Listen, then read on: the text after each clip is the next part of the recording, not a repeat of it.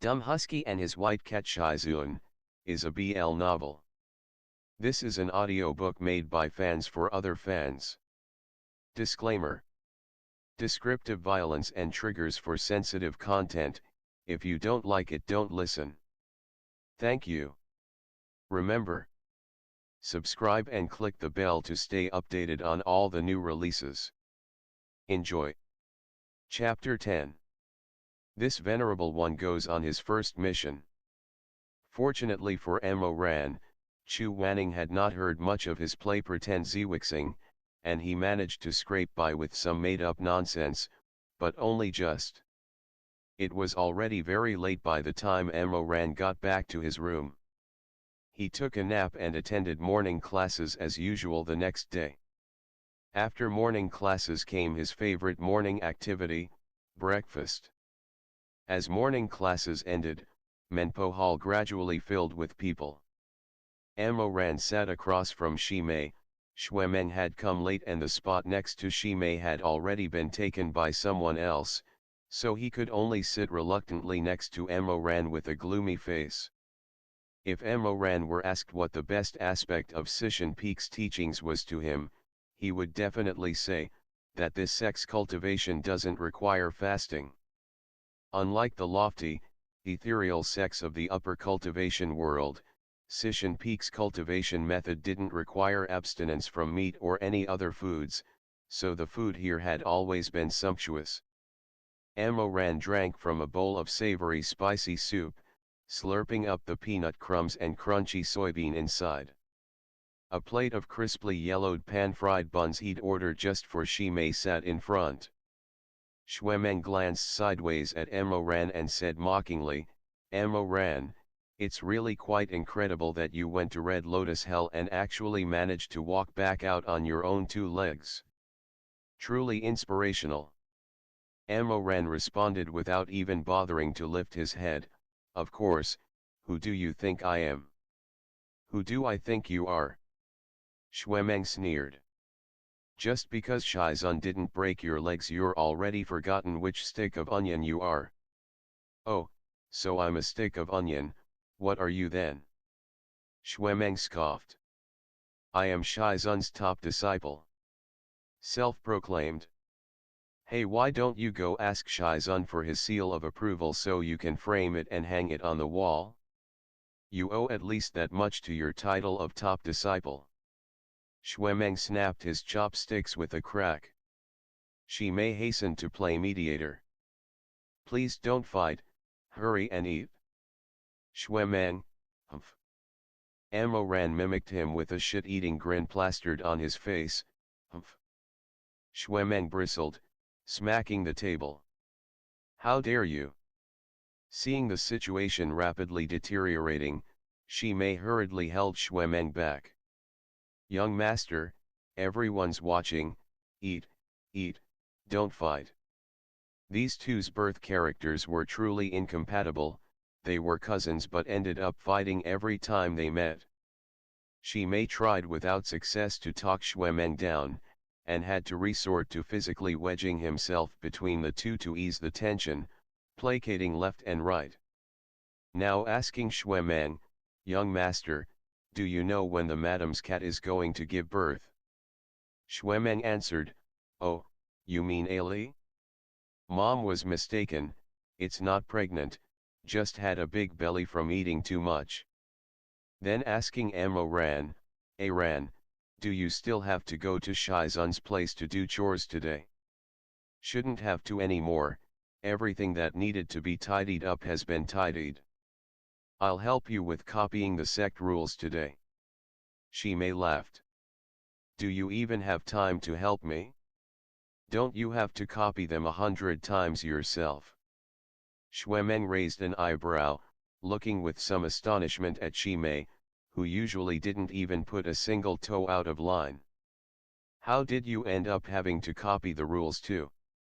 Shimei looked embarrassed. All of a sudden, before he could speak, the sounds of conversation in the dining hall died down abruptly. All three of them turned around to see Chu Wanning enter Menpo Hall, white robes billowing behind him. He walked to the food counters without any expression and started selecting pastries.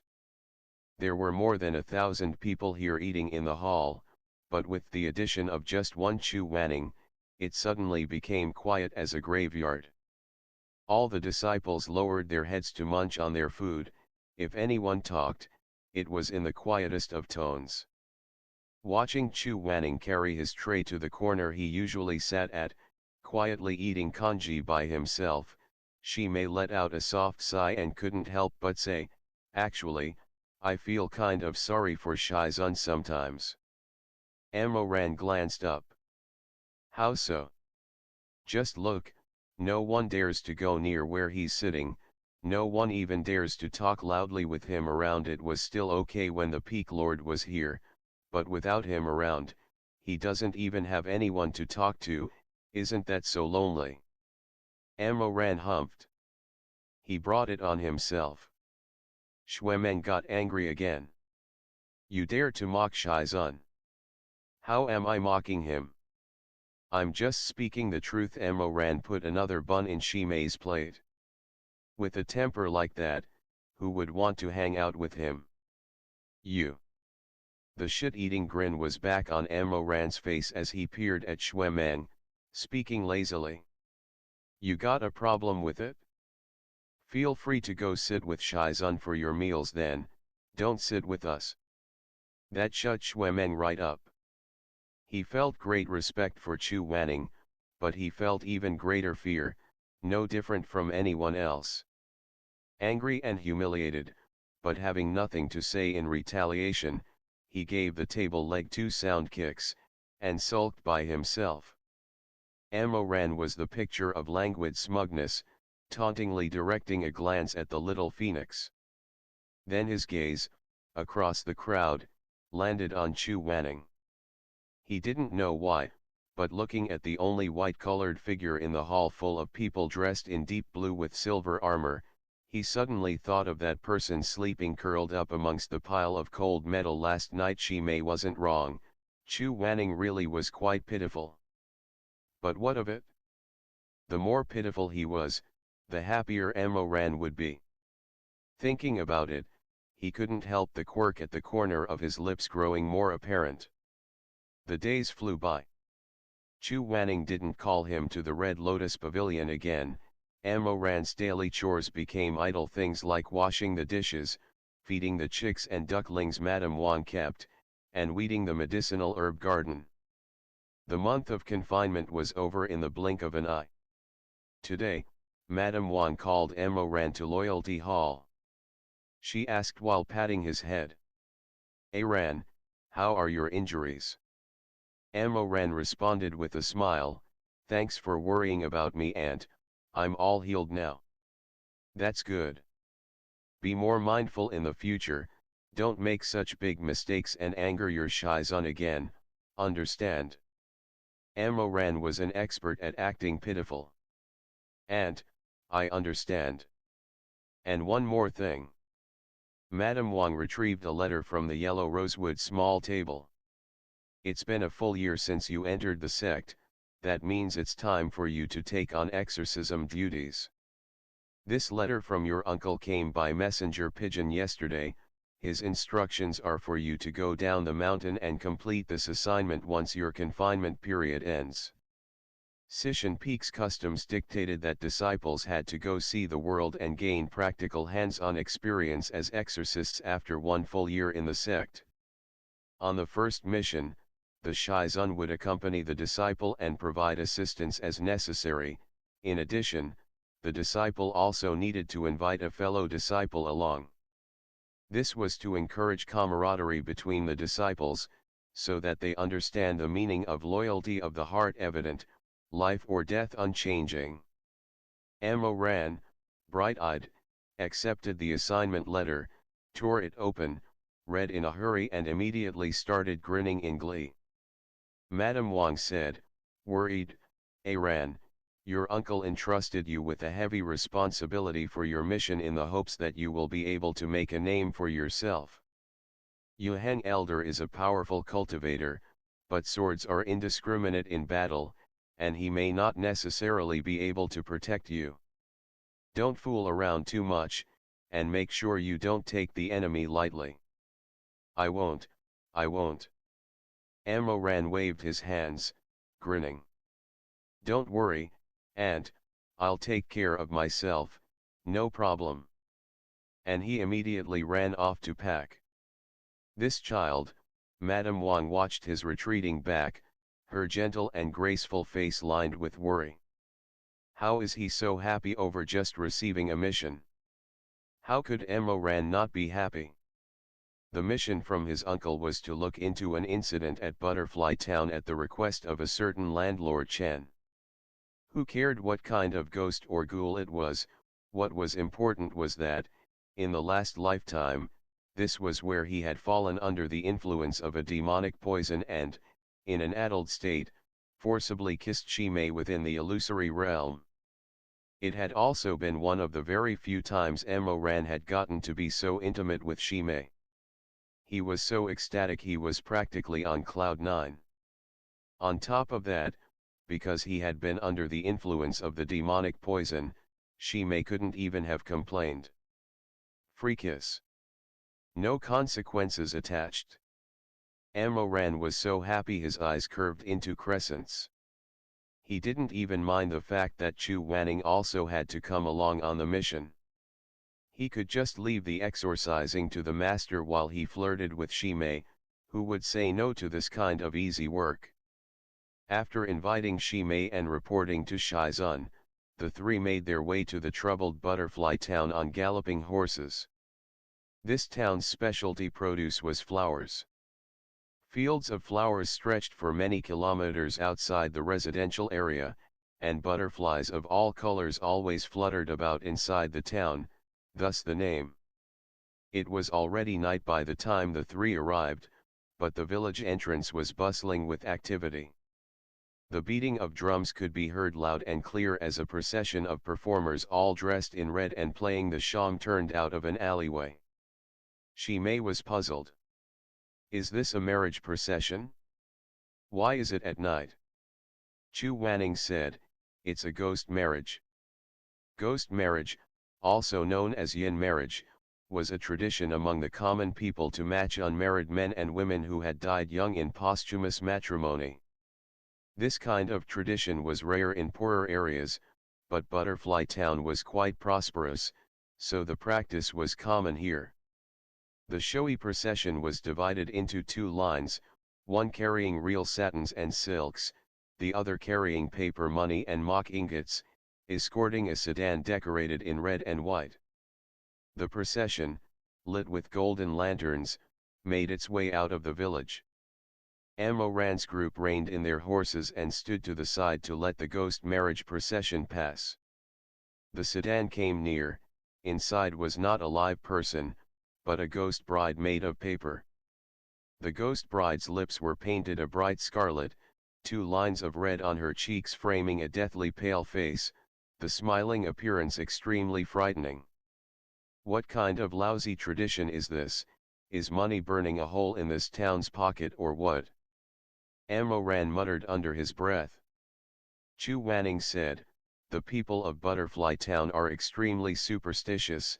It is their belief that solitary graves will attract lone souls and stray spirits, bringing misfortune to the family. That's not actually a thing, right? It is real as long as the townsfolk believe it to be. Amoran sighed. I guess. Butterfly Town's been around for hundreds of years already. If one were to now tell them that their superstitions don't actually exist, they probably wouldn't be able to accept it. Shimei asked in a quiet voice, where is the ghost marriage procession going? Chu Wanning said, we passed a temple earlier. The one enshrined inside was not a god, and there was a zig character posted on the door.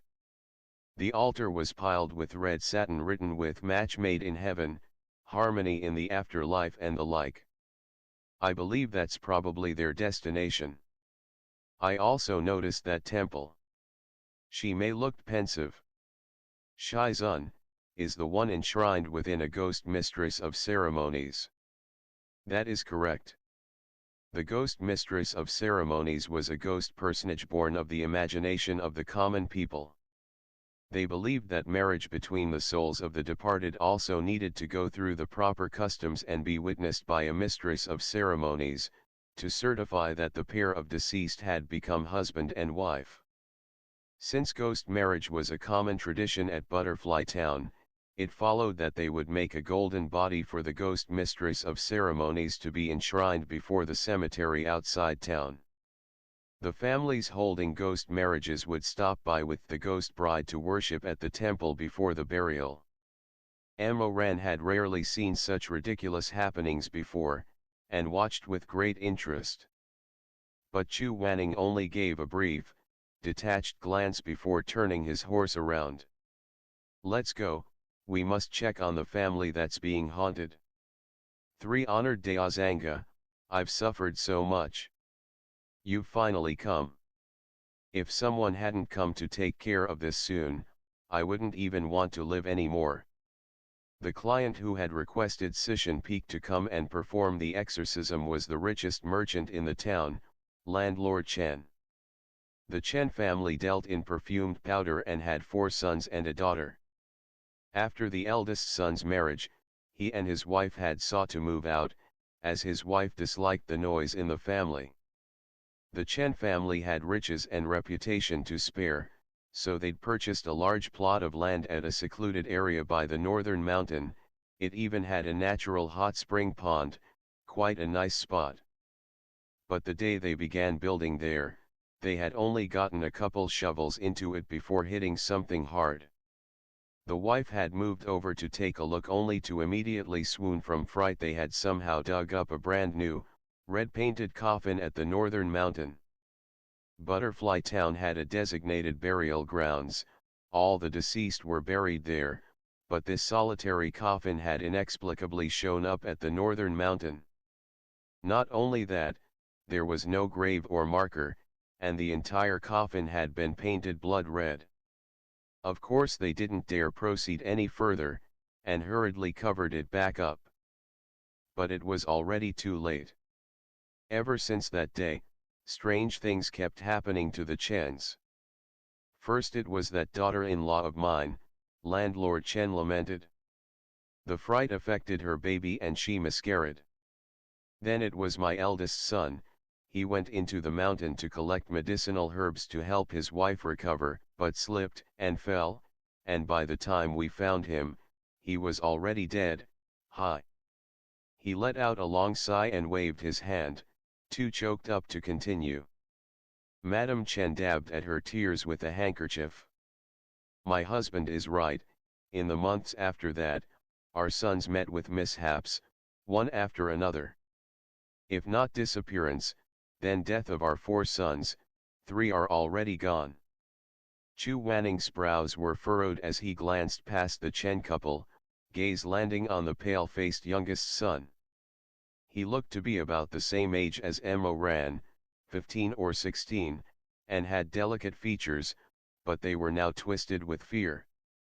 Shi Mei said, "Would you mind telling us how the other sons how they died?" Madame Chen sighed. "Our second son went to look for his brother and was bitten by a snake on the way. It was just a regular grass snake, not poisonous, so no one paid it any mind at the time, but a couple days later he just fell over while eating, and then..." She let out a sob. "My son." Shi Mei exhaled, feeling terrible for having to push. "Then, were there signs of poisoning on the body?" "Ha, what poison, our family's definitely been cursed. The older sons are all dead, the youngest is next." "The youngest son is next." Chu Wanning frowned, gaze moving to Madame Chen with lightning speed. "How do you know that the youngest son is next, and not yourself? Does this malicious spirit only kill men?" The youngest son of the Chen family cowered to the side, legs shaking and eyes swollen like peaches. Even his voice squeaked and contorted as he said, "It's me. It's going to be me.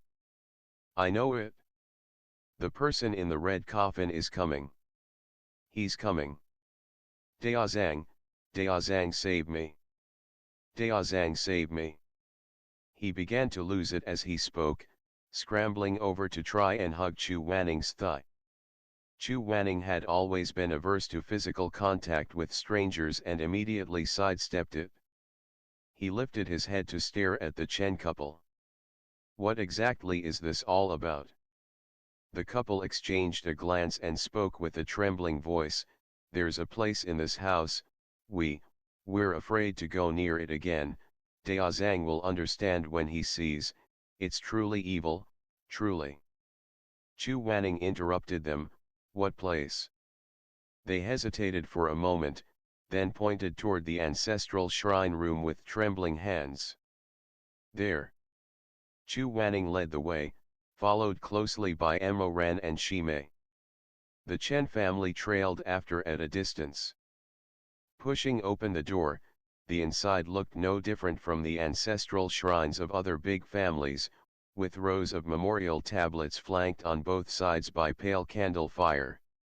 All the tablets in the room were painted yellow, with the names and positions of the departed engraved thereon. The writing was neat and careful, esteemed spirit of so-and-so ancestor, esteemed spirit of so-and-so ancestor. Except for a tablet right in the middle, the lettering on that one wasn't carved and painted, but written in a vivid red, spirit of Chen Yanji. Erected by living person of the Chen Sun clan. The Chen family, who had been hiding behind the Daozang, peeked into the shrine room that was draped in fluttering white silks, perhaps hoping for a fluke.